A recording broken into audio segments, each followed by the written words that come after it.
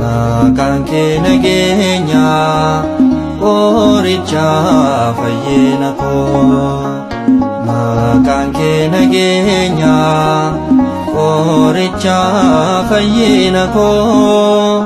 Si qabadheen darbee guyyaa sana Yesuus abbaa koo.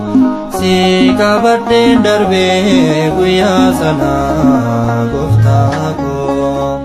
Maqaan kee nageenya qoricha fayyina koo. Maqaan kee nageenya qoricha fayyina koo. Si qabadheen darbee guyyaa sana Yesuus abbaa koo. Si qabadheen darbee guyyaa sana gooftaa koo.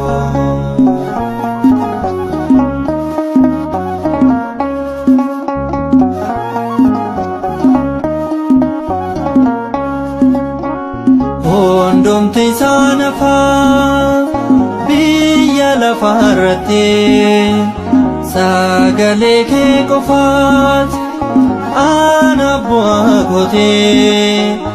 Anu hin yaadda'u isa boruu yaadee. Guyyaan boruu jira ofiisaa danda'ee. Maqaan kee nageenya qoricha fayyina koo. Maqaan kee nageenya qoricha fayyina koo. Si qabadheen darbee guyyaa sana Yesuus abbaa koo. Si qabadheen darbee guyyaa sana gooftaa koo.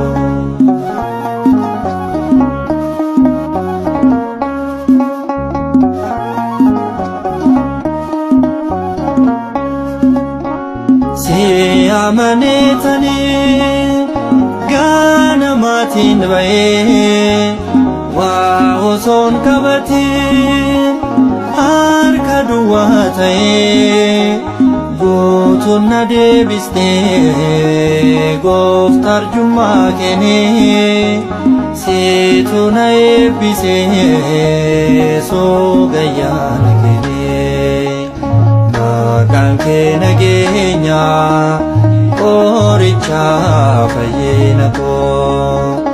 Maqaan kee nageenya qoricha fayyina koo. Si qabadheen darbee guyyaa sana Yesuus abbaa koo. Si qabadheen darbee guyyaa sana gooftaa koo.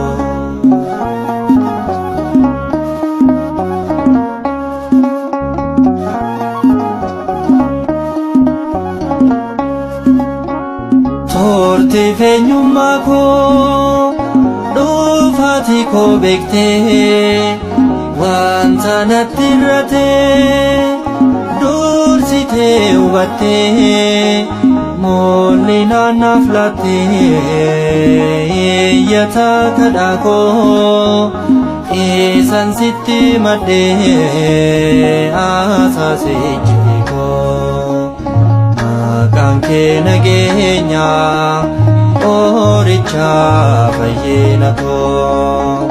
Maqaan kee nageenya qoricha fayyina koo. Si qabadheen darbee guyyaa sana Yesuus abbaa koo. Si qabadheen darbee guyyaa sana gooftaa koo.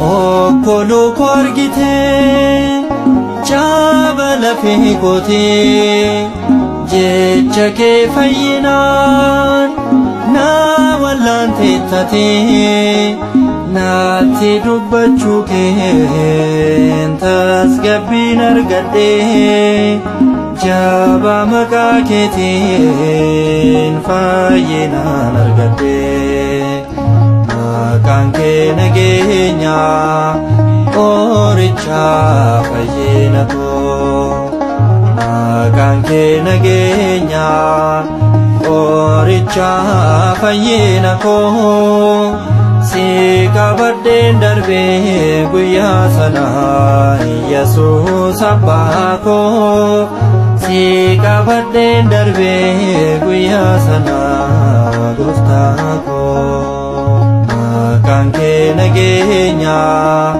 qoricha fayyina koo maqaan kee nageenya qoricha fayyina koo si qabadheen darbee guyyaa sana Yesuus abbaa koo si qabadheen darbee guyyaa sana gooftaa koo